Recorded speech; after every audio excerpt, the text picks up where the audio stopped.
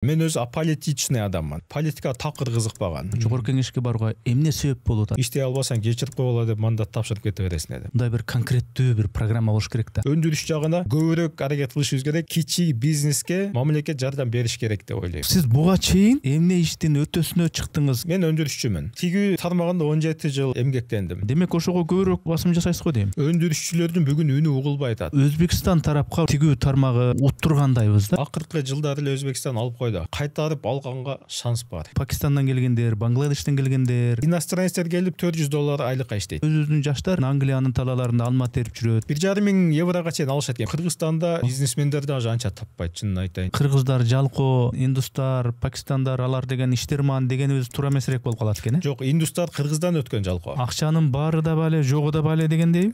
Сүйү деле ошондой. Баары да бале, жогу да бале. Коучтук жайыңыз бар экен. Эмнени көбүрөөк сурашат? Акча да. 16 жашка чыккан кызым каза болуп калды. Биринчи тун кызым эле. Аябай жакын элек. Бул нерсени мен эми Аллахтан белек деп кабыл алдым. Проблеманы билет экенсиз. Анын чечүү жолдору кандай? Биздин эл мээнеткеч ишти кылып кете алабыз.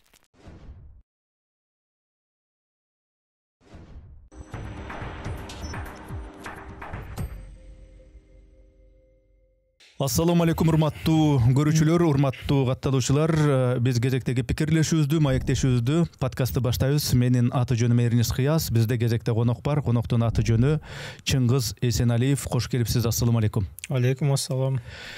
Эсеналиев Чыңгызбек Ырысбекович 1984-жылы 2 октябрда Алай районуна караштуу Гүлчү айылында туулган.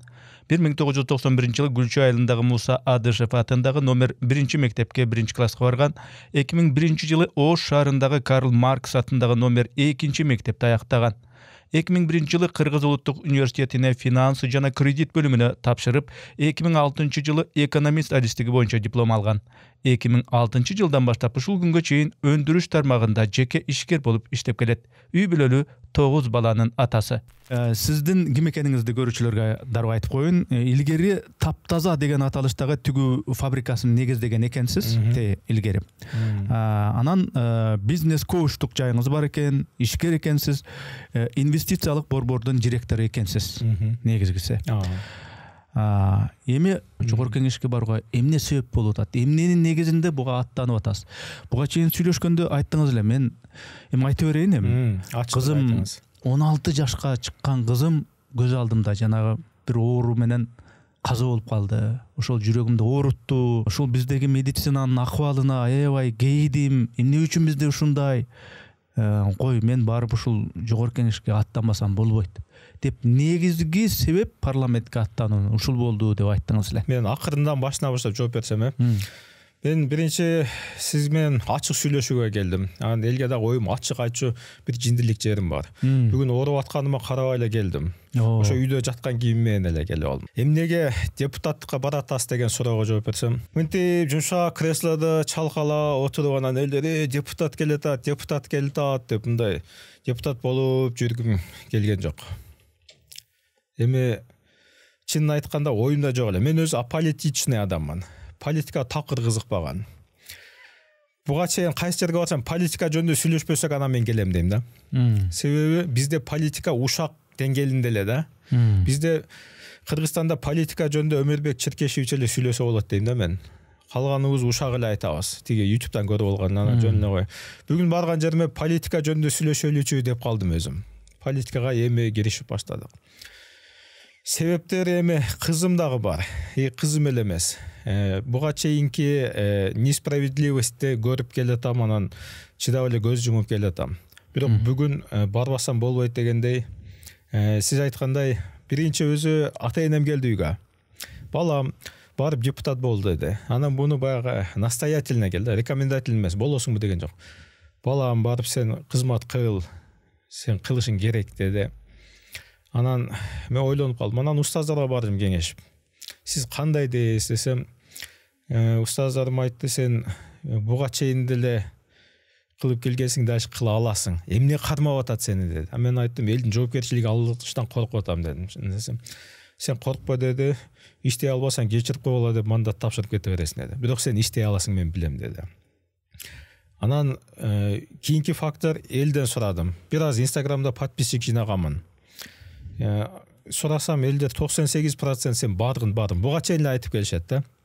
Көчөдө көргөндөрдө канчамчылар айтып калат, сиз дейт жанагы стенд маселесин көтөрдүңүз эле дейт. Өткөнү бирөө кафеге барсам, кафе несі айтып атат.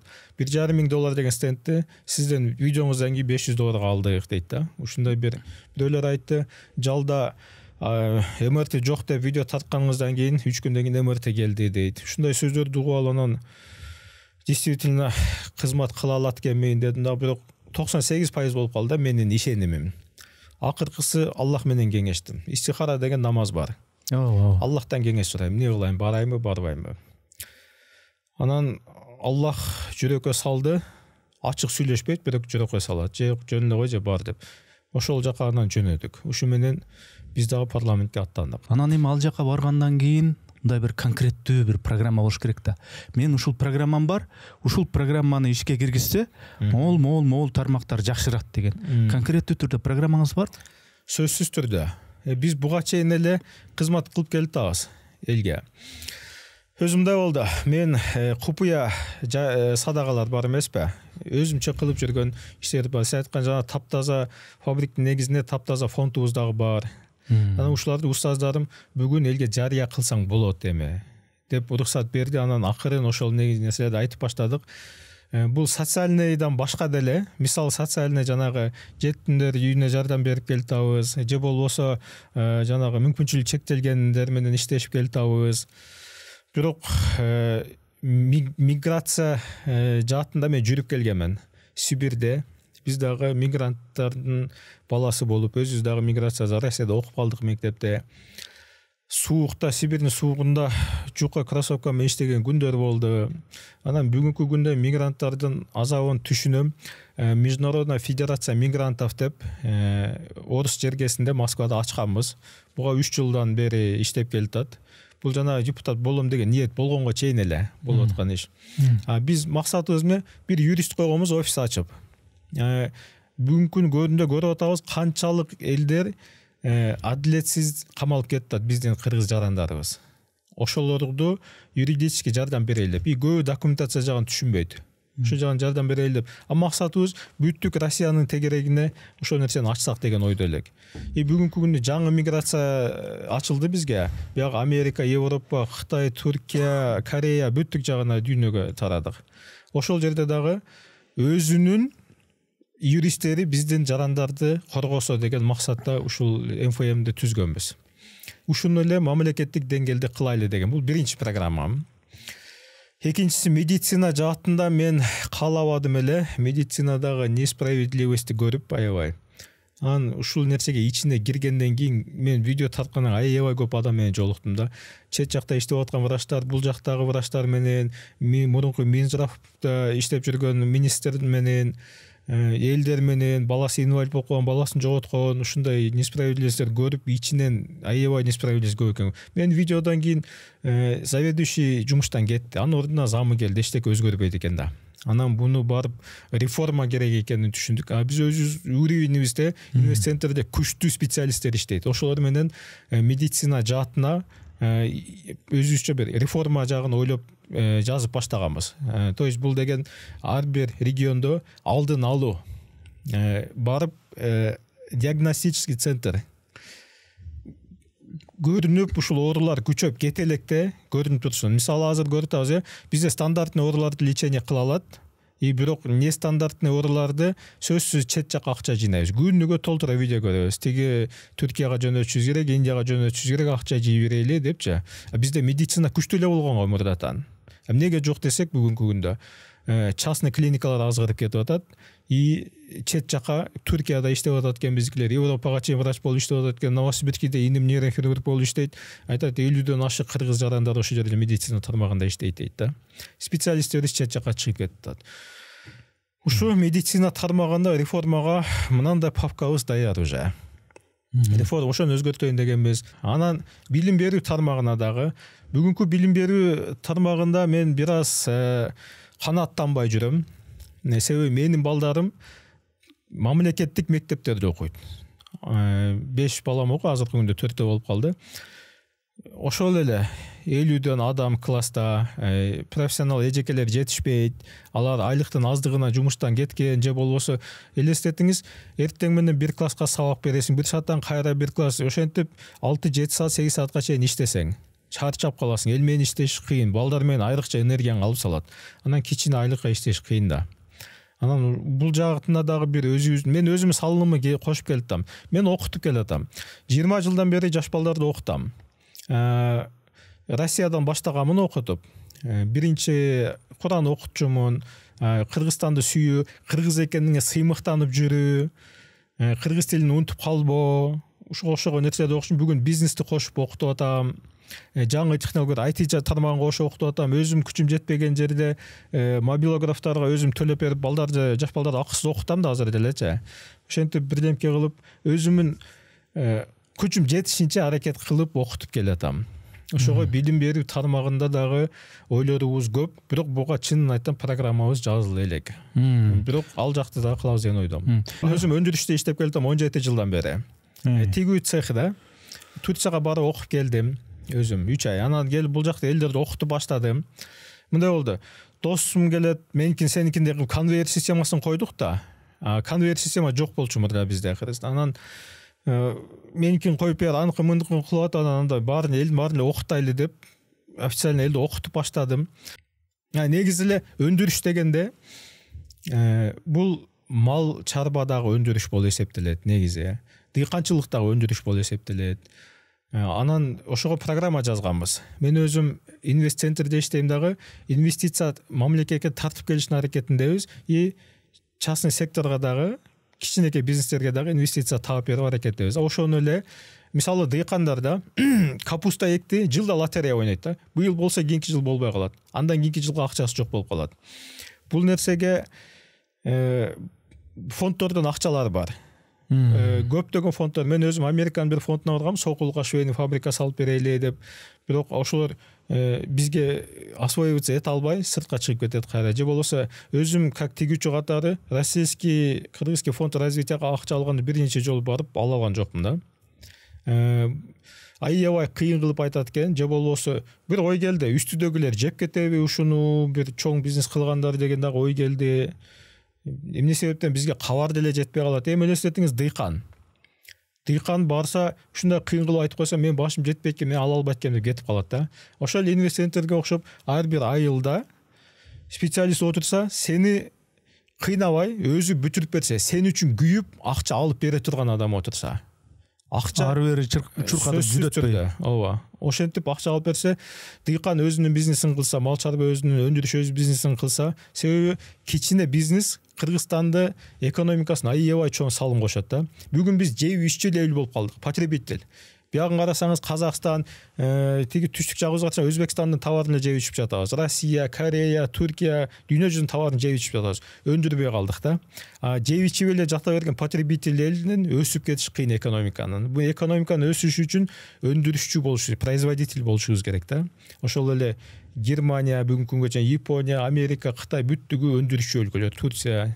Ошого өндүрүш жагына көбүрөөк аракет кылышыбыз керек, кичи бизнеске бүгүн мамлекет жардам бериш керек деп ойлойм. Эми негизи ниетиңиз жакшы экен.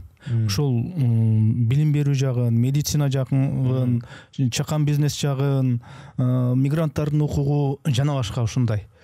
Бирок сиз буга чейин эмне иштин устасы болдуңуз, эмне иштин өтөсүнө чыктыңыз, эмне ишти кандай пайда келтирдиңиз өлкөгө, өзүңүз далилдедиңиз. Сиз медик эмессиз, билим берүү адиси эмессиз, сиз эмненин устасысыз, эмнени катыра жасай аласыз? Мен өндүрүшчүмүн. Тигүү тармагында 17 жыл эмгектендим. Мен мынтип коем, келинчегиме айтам да, мен военный болом дечи элем, сен мени дизайнер кылып койдуң депчи. Анан ушул жактында окудум дагы, окуттум дагы, да мозга костей өндүрүшчү болуп калганбыз. Ошол жаатта парламентке барсаңыз, эми албетте жанагы 5 пункт боюнча аракет кылат экенсиз, бирок негизгиси ошол өндүрүштүн устасы экенсиз да. Демек ошого көбүрөөк басым жасайсыз го дейм. Сөзсүз. Себеби өндүрүшчүлөрдүн бүгүн үнү угулбай атат. Бүгүн мындай болуп калды, чынын айтайын, Кыргызстанда основной тигүү цехтерде бул бир 80% бул кичинекей жана үйдөгү эле цехтер да. Чоң фабрика болуп кеткендер аз эле. Анан булардын көбүнө ушу мамлекеттен колдоо жок болуп калат. Анан бир немелер бар, ошол жаатында иштеген кооз сүйлөп үстүдө биз тиги Араб өлкөсүнө чыгып атабыз, биз Европа өлкөсүнө бир демке өткөзүп келдик, выставкага катышып келдик деп эле кооз сүйлөпчү. Ал деңгээлге могул чыга элек да. Ушулардын үнүн жеткизчү адам жок. Бийликте ошол тарапты да караган адам болуш керек. Бүгүнкү күндө сизге айтып кетейин, 2 айдан ашып калды. Россия менен Кыргызстан, Казакстандын границасына чыга албай турат. Товарларыбыз жийилип турат. Бир канча миллион доллардык, балки миллиардка жетип кетти, жийилип турат. Россияга жетпей, өндүрүштөр, цехтер токтоду. Буга чейин деле жабылып келаткан. Бүгүнкү күндө кичи өндүрүштү өлтүрүп алдык биз. Чыңгыз мырза, ушул эми бир сөз менен айтканда сиз ушул тигүү тармагынын устасы экенсиз да, жакшы билет экенсиз. Көп жылдар ушуну жакшы өйдө төмөнүн жакшы билет экенсиз да. Дагы бир айтып көрүңүзчү мындай. Акыркы кезде ушул Өзбекстан тарапка ушул тигүү тармагы жанданып, ошол жагынан уттургандайбыз да бизчи. Мурда башында жакшы эле күпүлдөп аттык эле. Тигүү цехтерибиз жанданып, тикмечилер тим эле көбөйүп, тияк-бияка товарлар шуулдап. Өзбекстанга эмне үчүн ушундай уттуруп ийдик? Мындай эле айтып берейин да. Бир Кытай келди. Ушул жерге бир чоң фабрика ачсам кийим тиккен депчи Кыргызстанга. Бизге инвесторлорго келип, биз ошо өндүрүшчү болгон үчүн биз менен жолуктурушты. Анан бир жүрүлү жоголуп кетти. Анан Өзбекстанда ачтым деп калды да. Анан эмне себептен Өзбекстанга ачыкса 3 факторду айтып атат да. Мамлекет колдойт экен дейт. Экинчи жагынан эли нацист эмес экен дейт. Кытайлар бизди басып алат дебейт экен. Биз ошондой дейт. Анан Кытайга иштейинби деп бир курнамыс жерибиз бар, аябай гордый элбиз го. Кытайдын кол астында иштейинби дебейт экен алар. Эмгек жагынан мындай деп атпайбы? Дейт, дүйнөдө дейт, бир Кытай кылган ишти дейт, 5 өзбек кыла алат дейт. 5 өзбек кылган ишти 25 кыргыз кылат экен дейт да. Ушу өзбектер эмгек жагынан да күчтүү экен. А мен айтып койдум. Я үйрөндө дедим. 25 кыргыз кылган ишти 100 пакистанец кылат дедим. Бизден да жалпы элдер бар кыла албаган деп койдум. Албетте бул юмор, бирок чындыкка жакын юмор экен эми. Өзбекстанда кече күнү акыркы маалымат болу. Bir жылда 400 миллион доллар субсидия мамлекет тарабынан каралат экен. Именно швейный цехтерге. Тигүү өндүрүш жагына мамлекет ошондой деңгээлде көңүл бөлөт.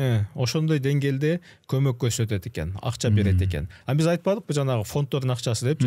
Мен фонддордун акчасын мындай деген ой бар да, децентрализация кылыш керек. Ар жерге бөлүп бериш керек региондорго. Бир жерден центрден болсо бирөөлөр эле алып кетип калат экен. Ошентип бөлүп чачыратыш керек деп ойлойм. Мамлекет колдош керек сөзсүз түрдө. Эл дагы даяр. Мындай, биз өзү Кыргызстан биз фэшн менен алып жүргөнбүз. Мода, аябай бат убакытта кичине количествоны тигип берип кой. Мисалы Кытайдан неге Кытайдан тиктирбейт, бизден арзан, бизден сапаттуу тиксе дейт да. Кытайлар 300-түк, 500-түк тигип бербейт да. Кытайлар 5000, 10000 алдый болсо сүйлөшпөйт.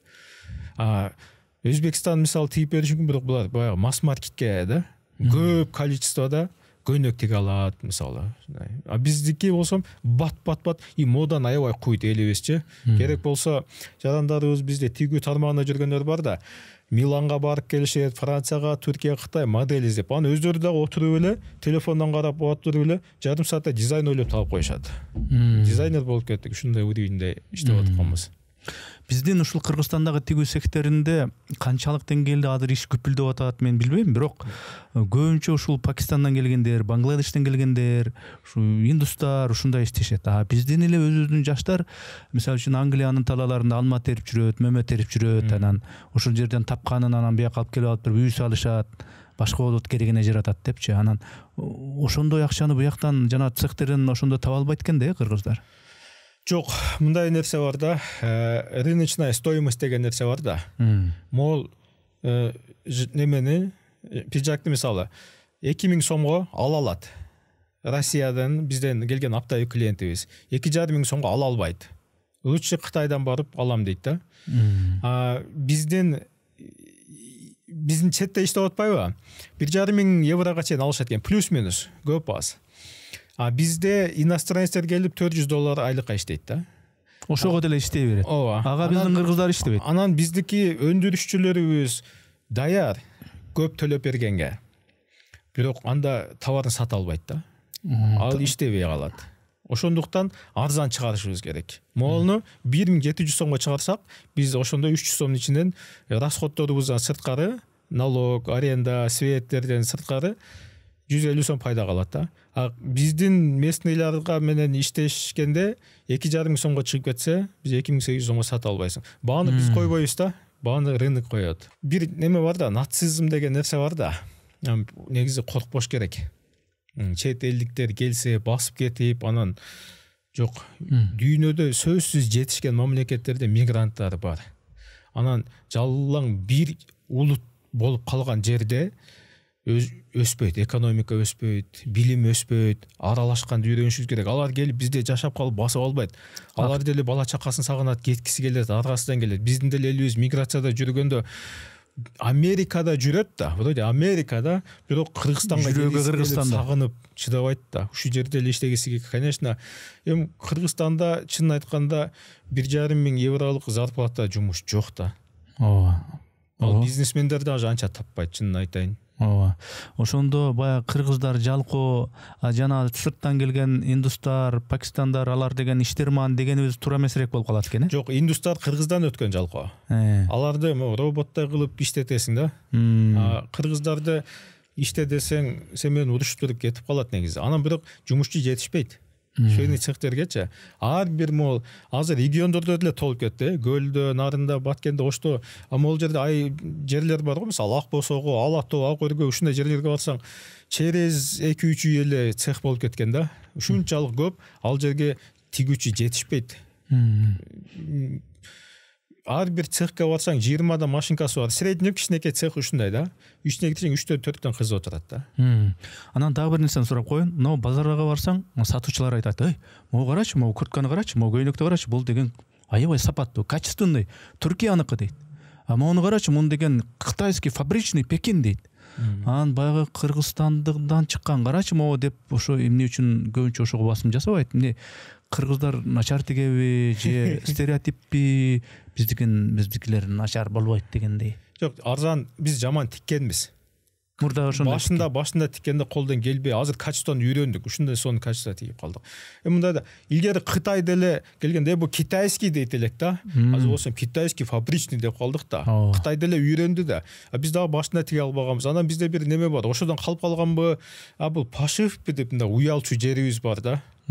Ошого биз мындай Турция деп кийгенди жакшы көрөбүз да. Бирок ошондой эле сапатта биздикилер тиге алат. Биздикилер тиге алат. Биздин рынок кичинекей. Биздин тигүү цехтерин биздин рынок көтөрө албайт. Биз эл аз. Анан покупательно способный население дагы аз. Бизге Россия деген чоң рынок да. Бүттүк цехтер Кыргызстандын ичинде тигип мындай успеть этпейт. Мамлекет биздин ушул тигүү жагына жардам берип атабы, колдоп жөлөп атабы же тоскоолдук кылган үстүнө тоскоолдук кылып атабы? Мен ушул нерсеге айтып келем да. Салыкты азамат чын жүрөгү менен барып төлөш керек дейм да. Мен ушу мамлекетке салымымды кошуп атам деп. Бирок бүгүн кичинекей цехтер салык төлөгөнгө даяр эмес да.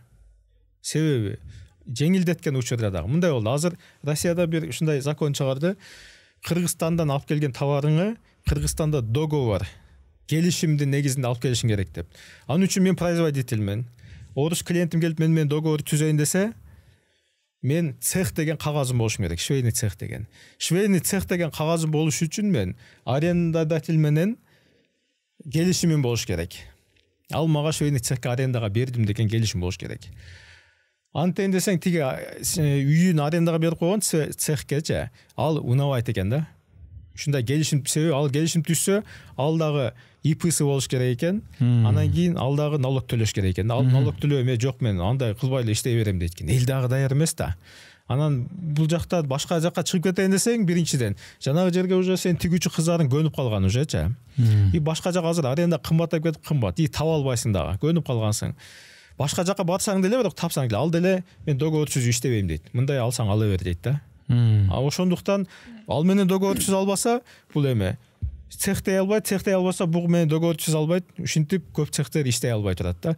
Мен ойлойт элем, налог жагын бир аз кичинекей бизнести коюп эле турайлы. Бул нерсе мындай болгон. Германияда тиги согуш бүткөндөн кийин 45-жылы Германия карыз төлөш керек болуп калган да, баягы мойнуна жүктөлөт да башка мамлекеттерденчи.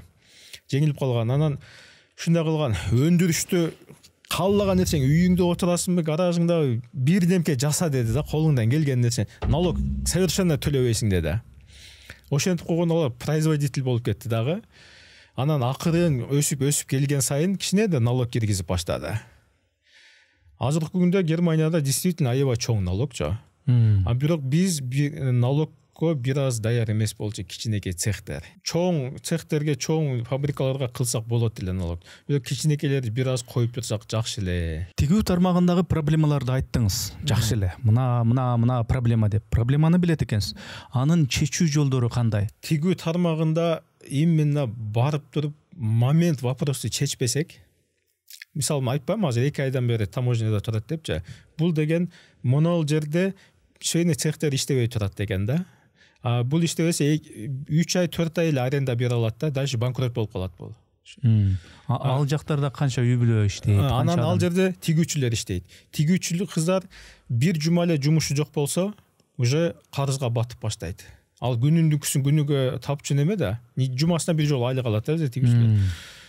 Эми ушул нерсени бат реакция бериш керек мамлекет. Россия бир закон ойлоп таптыбы? Бул жактан бат биздин тигүүчүлөргө, бизнесте жүргөндөргө бат решениясын чечип берип коюш керекпиз да. Анан жана бюрократия болуп, анан бул бизде өз исполнительная власть ушундай да. Бизде деген закондо мындай болбойт, закондо мындай деп отура беребиз да. Деп чоюлгуча аякта поезд кетет. Анан ал тиги мамлекетте бийликке, президентибизге же ошону чечтүү министерствого жетип, алар сүйлөшүп, совещание кылып элди жыйнаганча ушуну именно бир комиссия болуш керек. Бир топ бат эле ошол жерден чечип туруп жардам бере кое турган. Жана экономика министрлиги, жана Лехпром ассоциациясы дегендер ушул функцияларды аткара албайбы? Жок. Алар өтө чоң уровеньге чыгып кетишти. Только чоң фабрикалар менен сүйлөшүп атышат. Анан тиги чоң эле бир немелерге, экспо, бир немке дегендерге дүйнө жүзүнө барып катышып, ушинтип жүрүшөт дагы. Бирок чынында сени цехти кыймылдатып аткан 80% үйлөрдө бар го цехтер. Кичинекей кылып алып, ушулар да. Буларды жакты каралбай эле калып кетти да. Бизде азыр көптүр ошондой кичинекейби, чоңбу цехтер өзүнчө ушундай бар, тикмечилери. Бүгүнкү күндө бар, аны таана албайбыз. Анан бирок ошондой тигүү жагыбызга кызыккан сырттан чоң бир инвестор келип, Кыргызстандын ушул жагына мен инвестиция салайынчы деген ушундай кызыга турган жагыбыз барбы биздин ушул тигүү жагына? Бар. Аябай көп. Бизде азыр мындай болуп калыптыр. Инвестиция десе эле ушундай түшүнүп калган, сөзсүз эле баягы жер байлыктар, кен байлыктарга келе турган инвестор деп түшүнүп калыптыр. Жок, андай эмес. Өндүрүш тармагына дагы мен өзүм инвестцентрде канча жылдан бери еңбектенип келдим. Башка тармакка деле инвестиция кылам деп келгендер бар. Анан бизде баягында кылып алган бир популист политиктер бар. Мынау үчүн келбейт, тиги үчүн келбейт депчи. Келгенге даяр. Бирок жеңилдиктерди беришибиз керек. Тиги жанагы Өзбекстанга кетип калган сыяктуу кылбашыбыз керек. Жанагы кетип калды деп атпайсызбы? Бизге деле келген ошол Кытайлар. Анан бирок негедир Өзбекстанда. Анан мындай жанагы мен баары эле билет го, Дубайда бар го. Мисалы келгенде сөзсүз түрдө башка жактын азаматы болсоң, келип ошол жердин азаматы менен биргеликте иш кылышың керек, партнерский болуш керек. Биздин бир жаранды менен сөз алып кыла турган кылып койсо жакшы болмок деп ойлойм да. Тигүү тармагы бизде өзүн өзү актай турган, өзүн өзүн бутка тургуза турган тармакпы, же биз Кытайга, Өзбекстанга, Орусияга жана башкаларга бул алдырып койдукпу, поезд кетип калдыбы, биз жөн эле мындай тейтең деп атабызбы дегендейчи? Өзбекстанга алдырып койдук. Акыркы жылдары эле Өзбекстан алып койду бизден. Бирок кайтарып алганга шанс бар. Себеби биз жанагы эле моданы кыла алабыз, биздин эл мээнеткеч ишти кылып кете алабыз. Кытайга жетпейбиз. Кытай бул кийим кечел эмес да. Кытай дүйнөдө техника эмне болосун бүттүк жагын. Даже автопромду да алып койбоду дүйнө жүзүн. Эми сатып алуу мурдагыдай базарга барып, убакыт коротуп, антип мынтип, чыгым кылып, жол кире кетирип антпай эле интернеттен отуруп алып эле жана каалаган товарыңды, буюңду сатып алган ушундай доорго жетпедикпи?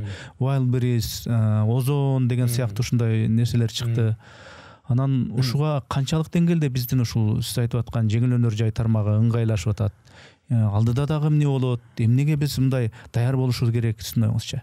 Биздин жеңил өнөр жайда иштеп жүргөн дорлордо турган көбү ошо Wildberries деген нерсеге чыгып кетти. Иштей алгандар иштеп кетти, иштей албаганы иштей албай калды. Эми бул бизнес да. Бирок биздин Кыргызстандын ичинде бизде жок. Marketplace бизде жок. Мисалы, Россияда Wildberries иштесе өзүнө түшүп атат налогу, Казакстанда Каспий иштеп атат, биздин Кыргызстанда жок, ошон үчүн Кытайдан заказ берип атабыз дагы, бизге налог түшкөн жок ушул жагынан-ча. Ошондо ойлоп тапканга бизде акыл жокпу же эмне жетишпейт ошондой нерсе же? Акыл бар.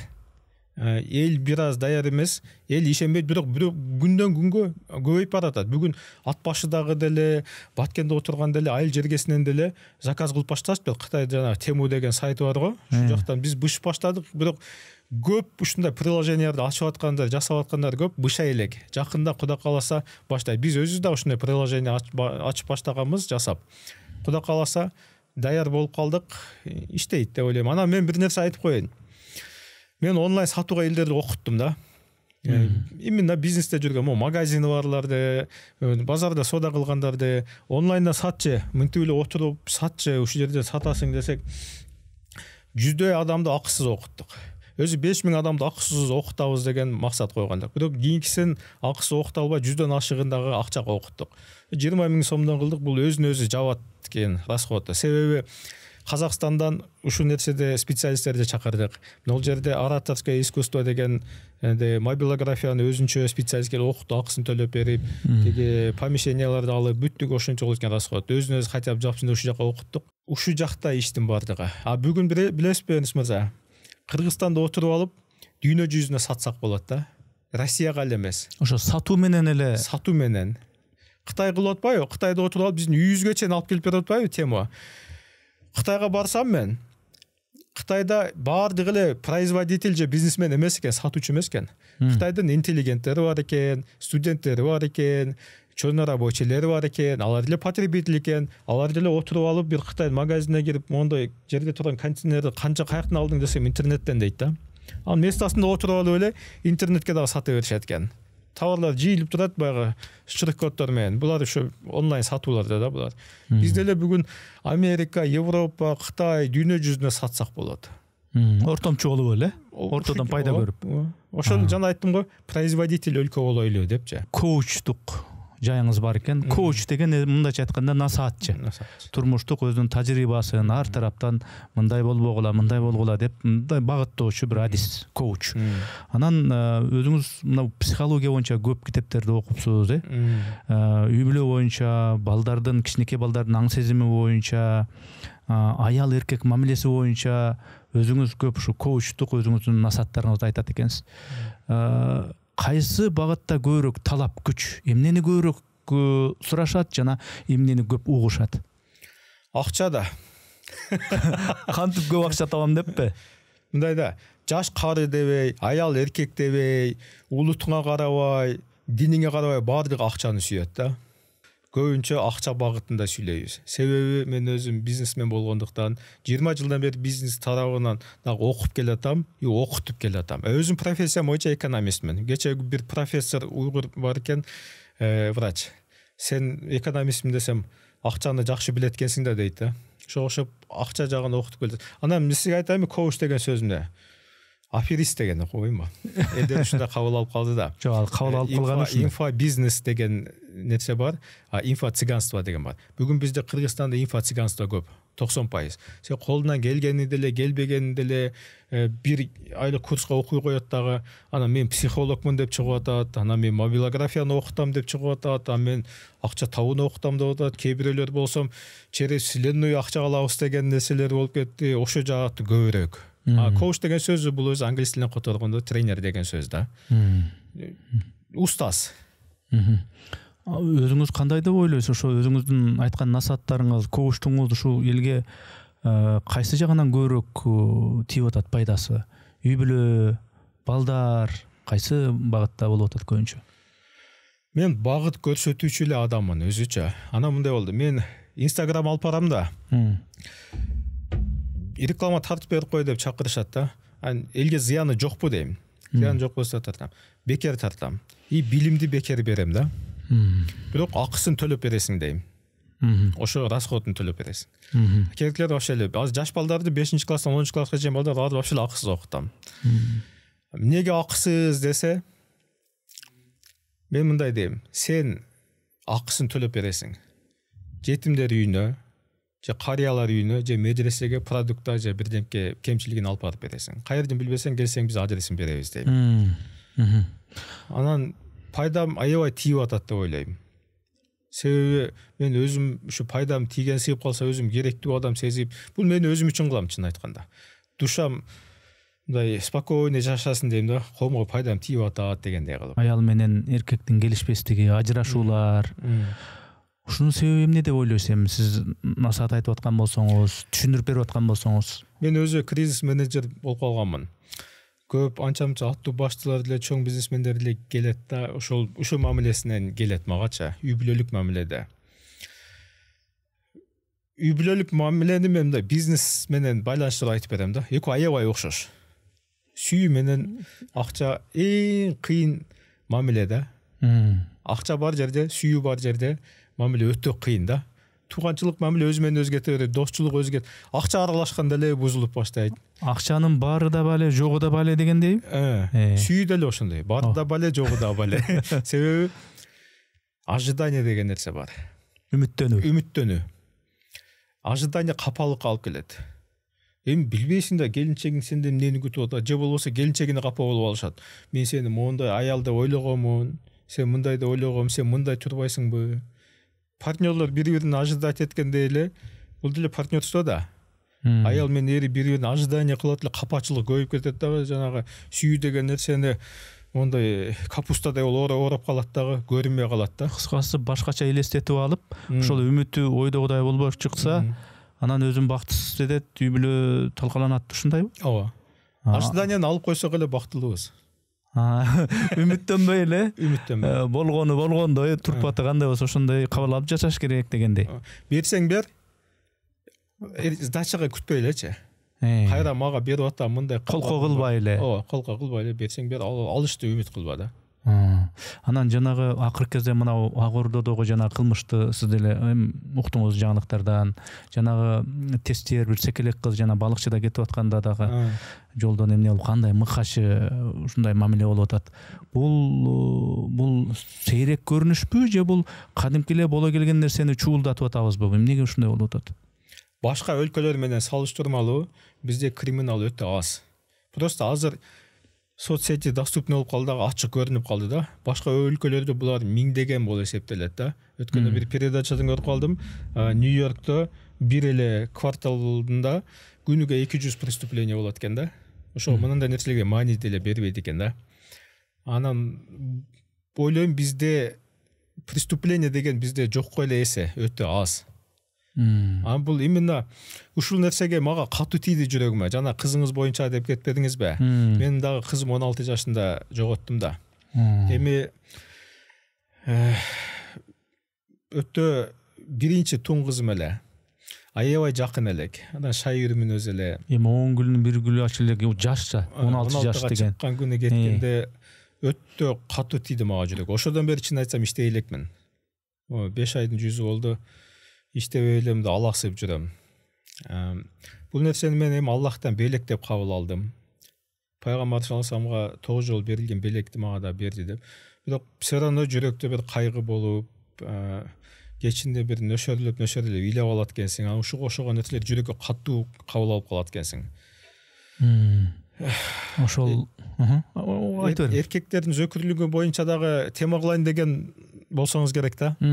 Ошол дагы бар, ошону айтып атпаймынбы баары бирчи, зөкүрлүк, мыкачылык, туруп эле жаш кызынан да кичинекей кызга болгон жанагындай мамилелер ушул эркектер болуп атпайбы?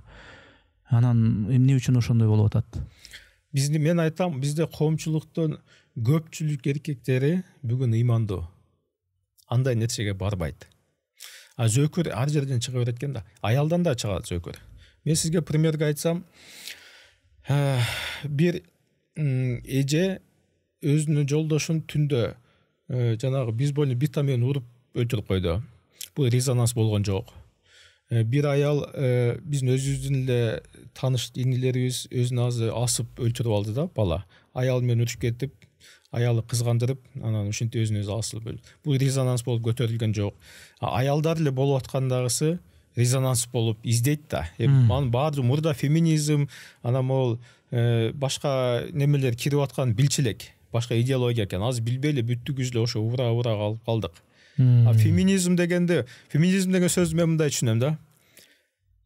Аялдын укугун коргоо. Эгерде феминизм түпкүлүгү болсо, бул биз феминистпиз, мусулмандар. Пайгамбар саллаллаху алейхи вассалам феминизм. Себеби бир кез болгон сахабалар үчүн анан пайгамбар саллаллаху алейхи вассалам айткан кезде ошол дордого арабтар күлгөн. Могул аялдын укугу деп атат жинди депчи. Ошондой кезде укугун коргогон да. Биз мусулмандар коргойбуз. Кызымын, эже карындаштын. Себеби араб коомунда байыркы ошо жахил доордо ушу аял дагы адамбы дегендей мамиле болгон да. Ооба. Биз билген феминизм, бул биз билебиз, Америкада шествиеден башталган. Проституткалардын укугун коргоо боюнча башталган. Аны бизге кийин швейниктердин укугу деп, аялдардын деп түшүндүрүп койгон да коммунизмче. Азыркы феминизм чачымды сарыга боёймбу, жылаң аш жүрөмбү, кайненеге кызмат кылбайм, даже ата-эне мен өзүм денем өзүм билем, өзүм убактым өзүм билем деген феминизм да. Бул мындайча айтканда жиндилик. Бул феминизмдин өздөрү да билбейт. Бейбаштык да. Ошого сиз ошол эми баары бир сизге кайрылган жанагы коучтук кылат экенсиз, ошого муктаж болгон, сөзүңүздү угууга мындайча айтканда зар болгон тараптарды жыйнаганда эми мындай ошолорго айткан сөздөрүңүз турмуштук тажрыйбадан уламбы же мындай китептерден алынган бир тажрыйбаданбы? Эрис мырза, мен бир билимди жаман көрөм өтө. По-моему деген билимди. Ар нерсе китепке барып такалыш керек да. Сөзсүз түрдө китепке барып такалат. Мен именно психология жаатында окуган китептерге такап, өзүмдүн жашоомдогун айтып берсем, анын жашоосу башка да. Совсем башка жака кетип калышы мүмкүн да. Китептер демекчи, мен университетте бир жана Капитал бар го, Карл Маркстын окуганда бир баа үчүн окуган экенмин да, түшүнбөй эле. Азыр бизнесмен болуп туруп 3 жыл мурда окудум да. Аябай көп маалымат бар экен, кызыгып окудум да. Акчага кызыгып калган кезим да, акчаны түшүнүп калган кезим. Анан бул нерсени да, китепти да окуганда адам кээ бир учурда түшүнбөйт экен, кээ бир учурда түшүнөт экен. Анан китепти да устазың менен окуган жакшы экен да. Өзүң эле окуй бергенде китеп түшүнүп кете бербейсиң да. Китепти да окутуп сага түшүндүрүп берген адам болуш керек. Психологияны дагы, бүгүн психологиянын дагы түрлөрү бар да. Эски психология бар, анан жаңы академическая психология деп коет да. Анан жаңы психологиянын түрлөрү чыкты. Ошого по-моему эмес. Кээ бирки психологдор бар, коучтор бар, өзү үй бүлөнүн бактылуулугу жөнүндө тема боюнча насаат айтат. Бирок өзүнүн үй бүлөсү чатагыраак. Аял менен эркек ынтымактуу болуш керек дейт, бирок өздөрү же ажырашкан, же мамилеси жакшы эмес. Балдарды аябай сүйүп, жакшы бир мамиле кылыш керек деп айтат, бирок балдарга аябай начар мамиле кылат. Балдарды көрсө мындай зиркилдеп турат. Жеке өзүңүздө ошол бирөөлөргө насаат айтат экенсиз. Өзүңүздө үй бүлө деген кичинекей мамлекетиңиз, бул жагынан баары шаймашай жакшы да. Мен бир мактанайын эме. Мен балдарым 9 балам, элдер суктанат да тарбиясына. Анан күйүмдү дагы, спортко дагы берем да балдарыма. Ал спортту защищать этиш үчүн. Өзүн өзү коргош. Билим дагы окушат, үйдө отуруп өз каалоосу менен китеп окуйт. Бирөөлөргө болгон мамилеси, мен достой эле да үйгө барып оюн ойнойм алар менен. Келинчегимди эле жакшы эле тарбиялаганмын.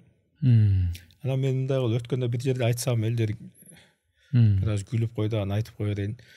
Мен көчөдө Садыр Жапаровмун, президентибизде дипломатмын. Ишке келгенде Оштун мэринде Жеңиш Байкедей каттуу мындай иштеп коем. Түрүп алып. үйдө болсом генералыбыздай тартиптимин. Жакшы салыштыруу экен. Негизи ушул психология деп калдыңыз. Психологиядагы мындай батыштык психология бар, батыштын өзүнүн психологдору бар. Ушул батыштык менталитетке ылайыкташкан ушу психологдор да. Анан аны батыштын адамдарына айтсаң жараша берет. Анан чыгыштын менталитетине кээ бир жерлери каршы келет. Ошол эле учурда мындай динге негизденген, исламга негизденген да психологдор бар да. Сиз кайсынысын мындай карманасыз, мындай психологияңыз кандай сиздики? Жок, психология бул өзү динге алып келет. Динге негизделген. Мисалга айтсак, пайгамбар саллаллаху алейхи вассалам мындай дейт да. Ребенок, взрослый, родитель деп бөлүп коет да, мисалы. Пайгамбар саллаллаху алейхи вассалам жаш балдар менен ойногондо ребенок состоянияга түшчү экен да. Өзү бала болуп ойночу экен да. Биз азыр балдар менен ойносокчу, с позиции родителя ойнойбуз да. Ойноп атканда дагы антип теппей, мынтип теп, үйрөтүп. Психологиянын атасы пайгамбар саллаллаху алейхи вассалам да, ошолорду билген. Батышка байланган деп эсептебейм. Именно bizde мындай болуп атат да. Ушундай сөз бар эл арасында. Психологиясы жок эле жашадык эле го деп. Депрессия деген сөз жок эле го деп. Илгери дагы болгон депрессия. Просто сөз атын билчү эмеспиз да. Заты бар эле. Аныктамалары жок болчу. Аныктамалары жок болчу. Биз кичинекейибизде мисалы газеталардан жана вечерний Бишкек дегенде окуп калчу элек да. Маньяктар бар болчу, билесизби? Тиги жерде бирөөнү өлтүрүп кетти, түндө көчөгө чыгыштан коркот элең, түндө көчөдө жүрсөң башыңдан тумагын жула качмай, преступление көп болчу да. Депрессиядан болчу да. Депрессия көп жерде, преступление көп болот. Азыр деле бул психолог сенин нерсеңи чечип берет, анан ишенбей, жок дегени менен ол жок болуп кетпейт. Бул бар, проблеманы чечип коюш керек. Тишиң ооруса, тиш доктурга барасың, стоматологко, башың ооруса, терапевтке барасың, душаң ооруса, психологко барасың. Ошол кыргыздын наркы, кыргыздын баягы салты, кыргызды кыргыз кылып турган бир өзгөчөлүктөрү, маданияты бар да. Сиздин элге айткан ушул психологиялык насааттарыңызда ушул нерселерди эске аласызбы? Биздин манасыбыз бар. Ооба, биз деген салттуу исламды карманабыз. Ислам деген могул нерселер. Үйдө мындай, үй бүлөдө мындай, сыртта мындай, кыздын орду мындай, эркектин орду мындай деген сыяктуу ошол нерселерди мындай камтыйсыз да, негизи элге багыт бергенде. Сөзсүз түрдө. Мен барган жерим, мен Россияда окуп калдым да, мектепте. Аны ушу 96-жылдары кыргыз деген улутту билишим эмес. Биринчи мектепте кыргыз мен болгонмун. Анан кыргыз деген сөздү эл жакшы көрсөткүм келген да. Ошо намус үчүн ошол жерде жүрчүмүн да. Анан бүгүн бир аз элдер современный болуп кеткенде эле кыргызчылыктан кайтып кетип, анан же болбосо исламдан кайтып кетип деп түшүнүп атпайбы? Современностьтун түбү болсо мен болушум керек эле да. Себеби биз башка улуттарда да досторум көп да. Англичанин, немец, башка улуттарда досторум көп. Биз өзү орус тилдүү болуп чоңойгонбуз негизичи. Биз Ошто шаарда чоңой бир аз. Анан бүгүн кыргыз тилге аябай басым жасайм өзүм. Кыргыздын баалуулуктары, себеби менин ата бабаларым таза жана туура жашаган экен эле. Качан өзүнүн ошо салты менен жашап келген. Коммунизм келгенде өлүптүр да биз. Ой жүгүртүүбүз.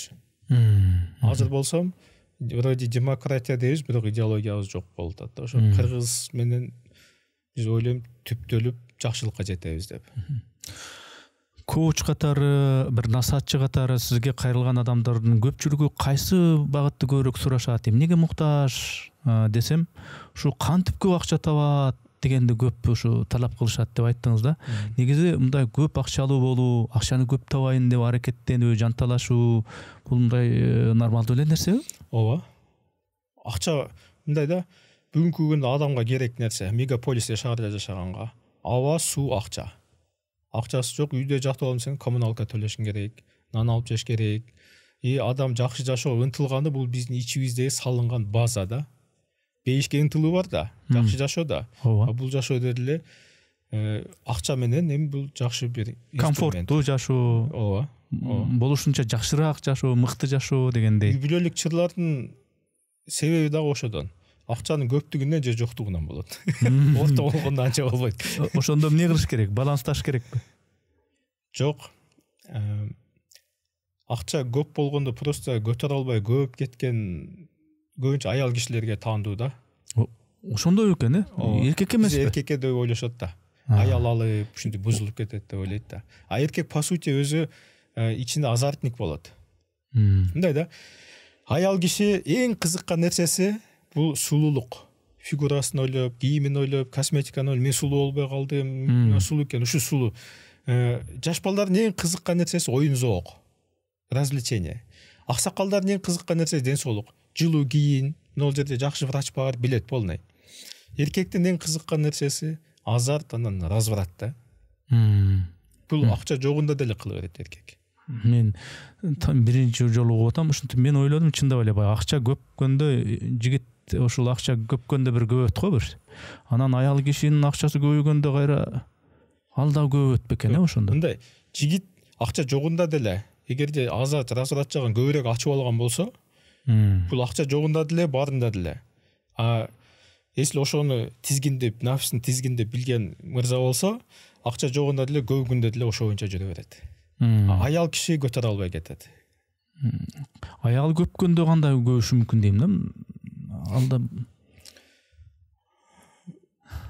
элде бир аз менсинбей калат, туугандардын астына барганда только ошол аялдын балдары жөнүндө, ошол аялдын успехи жөнүндө сүйлөшкүсү келип калат. Андай жөн ал жөнүндө мактабай айтса, ал жерде отургусу келбей калат. Же болбосо парковкага машинаны койгондо ты знаешь, кто чья жена, чья дочь дейт. Менсинип кетет. Негизи эле ушул үй бүлөнү бир чоң мамлекеттин кичине бир үлгүсү, модели дейбиз го. Кичинекей мамлекет бул үй бүлө депчи. Ошол Кыргызстандагы мисалы үй бүлөлөрдүн ичиндеги көйгөйлөрдүн эң негизги себеби эмнеде экен сиздин оюңузча? Психологиялык китептерди окудум, адамдар менен мамилелешип, алардын мындай аң сезимин, сырларын уккан киши катары, аларга мындай бир сөздөрдү айтып, алардын пикирин билген, канча жылдардан бери ошентип жүрөсүз да. Жана бизнестик иштен тышкары дагы ошентип жүрөт экенсиз. Негизги көйгөй эмне экен үй бүлө? Билимсиздик. Эркек киши бул жол башчы. Мындай айтканда, сага машинаны берди, рулду берди, айдашты билбейт. Үй бүлөдө. Аял киши дагы билбейт. Балдарга кандай мамиле кылыш керек, жөн эле мектепке берип коет, же болбосо бир курстарга берип коет, ушул тарбиялайт деп ойлойт да. Кантип мамиле кылышты билбейт. Же ашыкча агрессивный болуп кеткендер бар, же ашыкча этият бол бала мындай деп эле маминкен сынок кылып алгандар бар. Сиз ушул нерсеге көбүрөөк басым жасап атат окшойбуз азыр соңку ушу подкасттын соңку бөлүгүндө. Парламентке буйрса барып калсаңыз, ушул жагыңызды кандайча кылып, мисалы үчүн, керекке жаратасыз, коомдун пайдасына, элдин пайдасына, ушул коучтуктан, насаатчылыктан алган ушул тажрыйбаңызды кандайча кылып пайдаланасыз? Мыйзам жазуудабы же кандай? Мага бирдеке айтайынбы, коуч мага эмне берди? Мага ким менен кандай мамиле түзүштү үйрөттү. Устаздар менен, шакирттер менен, досторум менен, тууганым менен, келинчегим менен, балдарым менен, жумушчуларым менен мамиле кылышты үйрөттү да. Мен мисалы өзүм жакшы управленец катары эсептейм. Инвестцентрде директор болуп, управленияны специалисттерди жакшы иштете алам да. Керектүү жерге керектүү адамды коюп, аны дагы өтө балуу этип эмес, дос болуп алып эмес, же өтө эле монду не кылдыңар деп эмес, мамиле кылышты билем. Мындайча айтканда, команда иштеп, специалисттердин командасын иштете алам. Ушул нерсе аябай керек болот деп ойлойм. Мисалы айтып атпайбызбы, парламентке барганда закон жазыш керек депчи. Сөзсүз юрист же сөзсүз экономист болуш керек эмес да. Мен өзүм кесибим боюнча экономистмин, национальный Кыргыз улуттук университетин бүткөм. Бирок экономист болуп деле закон жазыш кыйын да. Специалисттерди топтоп, команданы дух берип иштетип кете алыш мүмкүн. Мени элдер мотиватор дагы деп коюшат. Жакшы мотивация дагы бере алам. Өзүм жол башчы болуп, өзүмдүн башыма коюп берип дагы иш алып кете алам. Эми дагы бир нерсени айтып кое берейин. Эми баягы парламентке барган адам мындай сын укканга, ой былжырабачы, эмнени айтасың? Ошол да сөзбү деген ушундай сындар болуп калса, ошого мындай ошону бир татыктуу кабыл ала билген дагы бир сапат болуш керек дешет да парламентте. Анан элден сөз айтылат, мындай деп бардың эле эмнени кыйраттың дегендейчи. Ошондой сындарга дагы даярсыз да, Мен өткөндө бир 5 кичине бир аз блогер инелерим келиптир. Анан хейтерлерди кантип атасыз? Сын да, сөгүп атышат. Мен айттым да, силер дедим, кичинекейиңен азамат, отличник болгонсуңар, жакшы бала деген сөздү угуп көнүп калгансыңар. Ошого оор тийип атат. Мага оор тийбейт, мага совсем тийбейт да. Балким ошон үчүн хейтер жокпу. Мен аябай шок бала болгом да. Анан эжекелерим дагы, туугандарым дагы акмак бала деген сөзгө көнүп калганмын да. Жакшы деген сөз деле, жаман деген сөз деле мага көп тие бербейт да. Мен бүгүнкү күндө дагы жана сизге дагы айтып кеттим, мен бир аз жиндирекмин. Баягы Манасты деле чоң жинди деп коет го, ошо мааниде айтып атасыз да, Мен ошол сөз көп колдоном. Манас болуш үчүн биринчи чоң жинди болуш керек деп. Азырынча жиндибиз, эми ошо чоң жинди болуп анан келебиз. Эмне үчүн муну айтып атам? Себеби сиз эл менен иштесеңиз, мындай психолог катары дагы баягы гәптин тагында гәп, сөздүн астында сөз бар дейт го, ошону өңүттө айтып атам да. Президенттик бийлик бизде күчтүү саясий система алганда. Парламенттин бийлиги укуктары бир аз президенттикине караганда алсызыраак. Анан сиз болсо муну кылам, оларды кылам, 5 пунктту аткарам деп кетип атасыз. Парламент азыркы системада мындай эшектин тушоосундагы чечпейт. Көп полномочиялары кыскарды, бир жөн эле бир нотариуска окшоп президент тараптан, өкмөт тараптан, тияк-бияктан, расмий тараптардан келсе, ошону ратификация кылып, мөөрүн басып, кол көтөрүп, кнопка баскыч, ушундай эле бир орган дегендей дагы пикирлер бар. Анан ошондой болуп эле калбайсызбы? Көптүн бири болуп эле, жөн эле кнопка баскыч болуп эле. Мен ушундай жерим бар, вообще ишенбейм да. Элгечи, өзүм көзүм менен көрмөй сайынча. Политика грязный деп атат, барып көрөйүнчү деп атам да. Канчалык грязный. Анан мындай сөздөр болду. Мен мына жерде бир аз ачуу чындыкты айтып берейин, Ушундай сөздөр болду. Барып бата алышың керек деди. Бийликте отурган 2 адамдан бата алышың керек деди. Өзүн баягы типа политикага аралашып жүргөн болуп, адамдар келип насаат айткан болуп, магачы күйгөн адам болуп. Анан мен жок деп, мен айттым го жиндирекмин деп. Өзүм идеяма ишенип кете берем да. Жок деп эле барып туруп документибизди тапшырып койдук. Эч кимден бата сурабай эле, барбай эле жөн эле тапшырып койдук. Мына дипломум подделка эмес, иш козголгон эмес. 5 жыл ичи Кыргызстанда жүрдүк, туризм менен гана чыктык. ОПГ менен байланыш жок. Байланыш жок. Текшерип чыкканга уруксат берем деген кагазга кол койдук. Баардыгын текшеришти, жөн эле өткөзүп коюшту. Будан бул жагына дагы бир сөздөрдү чыгарып атышат да эми. Азыр мисалы мен ушул жерге бир токтолуп кетейинчи. Бийлик шанс түзүптүр да. Мен мурдагы парламенттик немеге шайлоого келгенде бир немеге кошуласың дешкен. Партияга. Ушунча $1000 бересиң дешти да. Ушунчанчы место кылабыз, мынча берсең мынча. Кадимки эле соода экен эле да. Мен айттым, мен антип депутат болбой эле койдум дедим да. Бүгүн сонун шанс түзүп берди да. Мына өзүң бара бер деди. Каалайсыңбы, ишенесиңби, аркаңда электоратың бара бер деди. Элден бир аз даяр эмес жерлер бар экен. Мага комментарийде сени колдойбуз деп айткан, жазып аткан элдер көп. Бирок мындай эл бар. Против всех деген бар го. Булар мындай да, ишенбей калган. Бийликке ишеничти кетирип, эч кимге ушулар келиш керек дейм да. Себеби бүгүн мен азыр шайлоо оюндарына кирип ушул жөнүндө полный ачык тартып Инстаграмда айтып берем деп атам. Бир коомдор бар экен. Жаштар коому, аксакалдар коому, же дагы бир ушундай бир аз политикага аралашып жүргөн, өзүнүн лидер сезип алган бир коом топтоп алган барсаң, бизде ушунча адам бар, голос бар дейт экен. Бизге эмне салып бересиң? Бизге спорт зал керек, бизге клуб керек. Депутатты көргөндө мындайча айтканда бир сулуу кыз көргөндөй эле болот экен да. Акча көргөндөй же болосочу. Эми мурдагылар ошентип көндүрүп койсо керек да. Көндүрүп койгонбу? Анан эптелеп ушудан акча кылып калайын дешет экен да. Анан булар дагы мындай экен. Тиги элине барып башкача сүйлөйт экен да. биз могу байкегиден бул депутат эртең көрөбүзбү жок кел андан көрө спорт зал салдырып алабыз дейт экен. Сага келип спорт зал керек деп атат дейт экен. Ортодон доля эметип туруп бияка мынча чыгарды деп туруп акча жегичтер бар экен. Ушулар өзүнүн кандидаттарын выдвигать этип алат да, эгерде моундай против сектор отура берсечи, ошолор позициясын билгизип бүгүн ошолор голос бергени барысында атам да. Мага эле эмес, мен кичине эле немедем да, округтамын. Башкаларга да өзү татыктуулар көп. Бирок ошо татыктууларды шайлап алсак бүгүн, кече өкүндүргөнүчө 95% мурунку депутаттар кайтып келиптир да.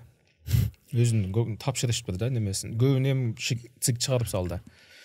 Анан баягы акча бар жерде чоң акча кылат дегенде чын окшойт деген бир ой келип кетти. Ошончо акча кетирип бүгүн көрүп атам мен 800 000 эме агитатор алып акчаны чачып атышат да, миллиондоп жөн эле баннерлердин өзүнө эле 500 000 сом кетиришип. Анан чындап эле акча бар окшойт деген да ой келип кетти. Ошого барышабы эмнеге деп коем, барып кнопка эле басып отурат дегени деле чынбы бир жеринен деп коем. Бирок мен ишенем, позицияң нак туура болсо кнопканы өзүң калаганды басасың депчи. Позициясы жок, ошентип элдин голос сатып алып, билими жоктор барган үчүн айткан голосту басып отурушу мүмкүн деп ойлойм да. Анан эми алдын ала ар кандай болуп калышы мүмкүн да, мисалы үчүн ута турган вариантка дагы, утулуп кала турганда дагы болбой калды бул жолу деген вариантка дагы мындай даярсызбы? Мен бул жашоодо аябай көп жолу утулдум да. Анан мага утулуш мындай эле нерсе да. Тажрыйба. Бирде утасың, бирде утуласың. Анын эч немеси жок.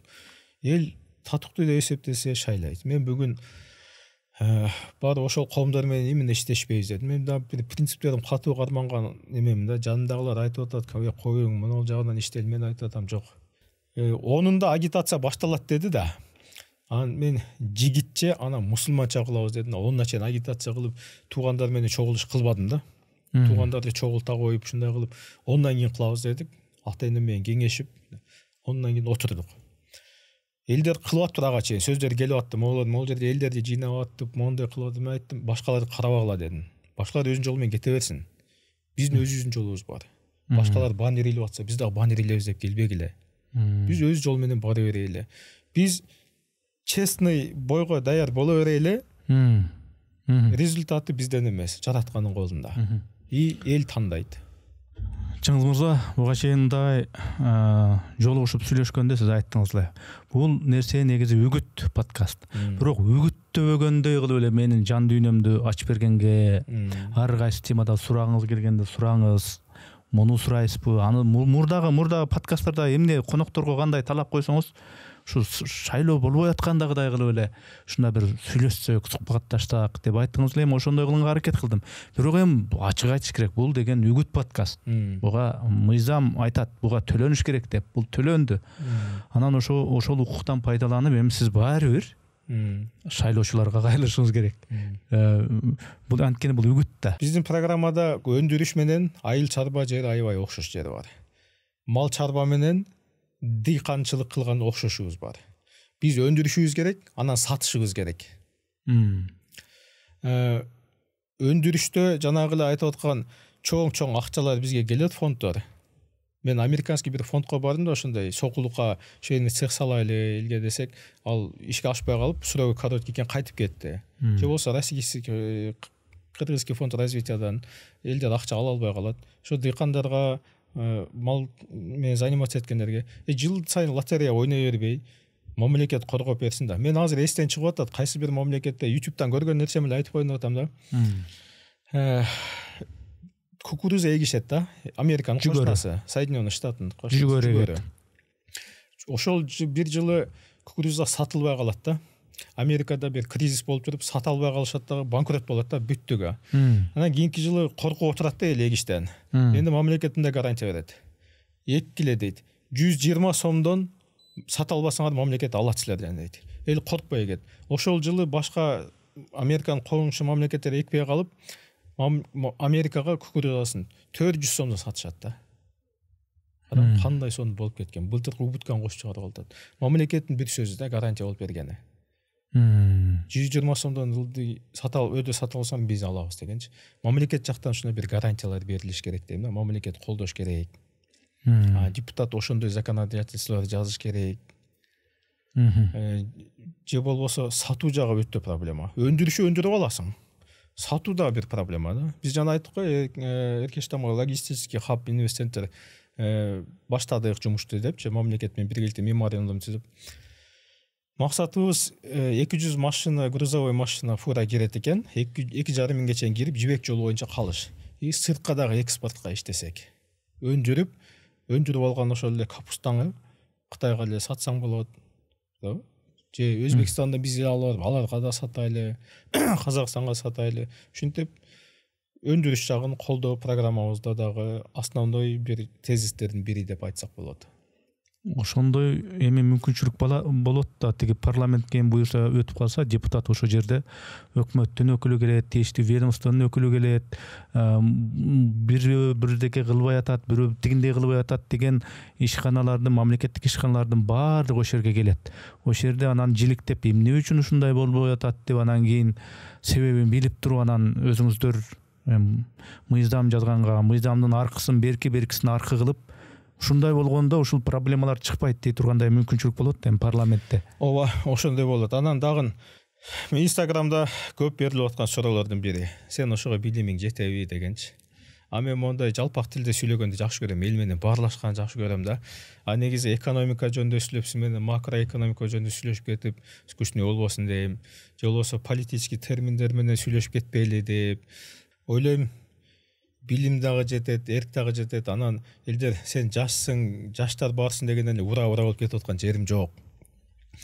Жаштын деле компетенциясы жетпеши мүмкүн. Профессионалдын да компетенциясы жетпеши мүмкүн. Сен профессионал деген сөз компетентный деген адам эмес да. Патриоттун да компетенциясы жетпеши мүмкүн да. Бул нерсеге ичиңде болгон ошого жалын керек, анан профессионализм, анан знание, билим. Ушу үч нерсе анан компетентный кыла алат да сени. Компетенциям жетет, барам, энергия жетет. Ошол жерде кызматты кылып анан көрсөтөбүз. Мен өзү башында айтпай калдым, депутаттарды жаман көргөн адамдардын биримин мен дагы. Депутат дегенде эле жанагы баягы элесибиз бар да. Бүгүн депутат мынандай адамдар дагы боло алат экен да деп ушинтип иштесе болот экен да, тиги мэрди көрсөтпөдүбү? Ошондой кылам деген оюм бар. Ушу телефонум жаныма түшпөйт да. Шайлоо боюнча дагы айтып берем. Тиги парламенттин ичиндеги болуп аткан нерселерди дагы айта берем. Президентибиз айткандай, баш кесмей бар, тил кесмей жок. Бардыгын ачык айтып турмай, өзүм кылып аткан иштерди да башканын кылып аткан, кыла албай аткан тиги депутаттардын бири-бирибизге тиймей жок деген сөздөрүн укпайбыз эми. Эми ошондой биз дагы үмүт кылабыз, эми ошондой баардыгы мага келген ушу талапкерлердин баары ошондой жакшы үмүттөрү бар экен, сиздин да ушундай үмүтүңүз бар экен. Бирок буга чейин сиз шайлоого катышып көргөн эмессиз, Мен жана айттым го, аполитичный адаммын. Политиканы такыр киришкен эмес. Мен мамлекеттик кызматта иштеп көргөн эмесмин. Политикага аралашып кандидатураны коюп көргөн эмесмин. Таптакыр башкача ойлопмун, көрсө бул жакта башкача турбайбы дешиңиз деле мүмкүн да. Мен башкача ойлопмун, оңоюраак ойлопмун деп. Мен муну мынтип түшүндүрөм да. Бизнес дагы ошол да. Бизнеске келгенде сен ойлогондой болбойт депчи. Кыз турмушка чыгарды идеализировать этип алат да. Мен де түшүп барам, 2 балалуу болом, анан бир мындай сонун үйдө жашайбыз, путешествиеге чыгып турабыз, келгенде кайнененин кызматы, эртең менен туруу, түндө уйку жок. Сен ойлогон уруш жаңжал, сен ойлогон кезде балалуу болбой каласың. Көп финансы жетишпей тардык болуп иштеш керек болуп калышы мүмкүн, балки келин ойлогондой болбой калат толтура. Мен буга чейин кылган иштеримде эле мен ойлогондой болбой эле келатат. Болгон жери аз эле. Бирок билдиңиз да эмненин кандай экенин, ал тажрыйба болду да сизге. Тажрыйба. Демек бир чети жакшы максаттар менен баратсыз.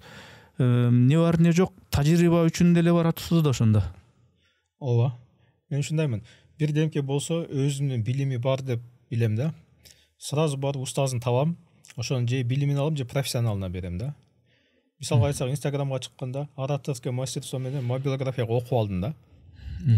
Ушундай эле бул нерсени деле бир жаңы билим мен үчүн. Балким жаштык кылып коюшум мүмкүн кээ бир жеринде. Бирок бышканмын өзү. кээ бир жеринде чалынышы мүмкүн, ыйлап калышы мүмкүн. Мен Инстаграмда ушул нерсемге мен мактана бербейм да. Инстаграмда аябай көп мактанат го, кандай жерде жашайм, үй бүлөм жөнүндө эчтеке айтпайм. Болгон ушу ыйымы дагы, сыйымы дагы айта берем.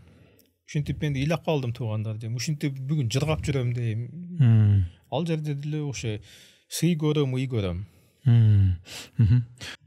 Эми баягы айтылбай калган сөздүн каймагын, айтылбай калган сөздүн бүрүн шайлоочуларга айтыңыз эми. Краудфандинг деген нерсе бар да. Мисалы жетишкен мамлекеттерде кандидатты избирательдер акча берип жүрүп, ана кандидат кылат да. А болбосо бирөө спонсировать этет да, ошонун интересин лоббировать этет да. Жетишпеген мамлекеттерде байлар келет да, миллионерлер акчаны чачып өзүнүн голосун сатып алат да, каалагандай башкарат да. Биз бүгүн жетишип келип баштадык. Билим жагынан дагы, экономикасы өсүп келди, бар жагынан жетишип баштадык. Бүгүн бизге краудфандинг дегенде элдер сөздү түшүнө элек экен. Бирөө кече жазыптыр, мурда биз акча алып депутат кылчу элек, азыр акча берип депутат кылабызбы деп. Ушундай көбөйүп кетти го депчи. Ошого избирательный фондко акча сура деген эме сурай албай койдум. Командам сураган көбүрөөк. Биз ойлогондон көп акча кетет экен ал жака. Анан голустагы сурашмага кыйын да өзү. Бериш аябай оңой. Бирок сураса. Мен Акөргө, Алатоо, Жаңы Пахта, Вайна Антоновка, Новопавловка деген жерлерден сиздердин кандидатыңыз болуп келдим. Мен өзүм Алайдын кулунумун, ош жактан болом. Бирок жердешчиликтен такыр кайткан инсанмын. Кыргыз үчүн кызмат кылышыбыз керек деп жүрөм. Новопавловкада жашаганыма 20 жыл болду. Мен ушул жерден койгонумдун себебин бирин айтып атам. Мен ушул жерге коюлам. Себеби менин балдарым ушул жерден төрөлүп, уже ушул жерге коюп баштадым. Кызымы Вайна Антоновкага койдум уже. Мен айтып сиздерге айтып бере албайм. Мен сиздердин жолуңузду асфальт кылып берем. Сууңуздун проблемасы болсо, могул айылга суу жетпей эткенде парламенттен көтөрө албашы мүмкүн. Парламент себеби ал нерсени популизм үчүн көтөрүп койсом, ал нерсени чече албайт.